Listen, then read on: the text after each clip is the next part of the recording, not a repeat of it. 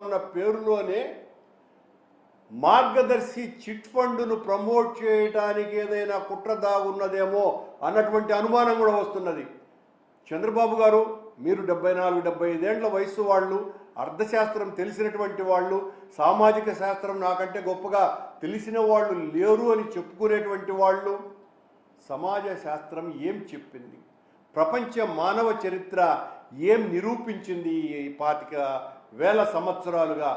ఏ ధనికుడైనా స్వచ్ఛందంగా తన ఆస్తిని పేద ప్రజలకు పంచి ఉంటే ప్రపంచవ్యాప్తంగా సంపద కలిగినటువంటి వాళ్ళు కేవలం 15% ఉండటమేంది, మిగతా అంతా కూడా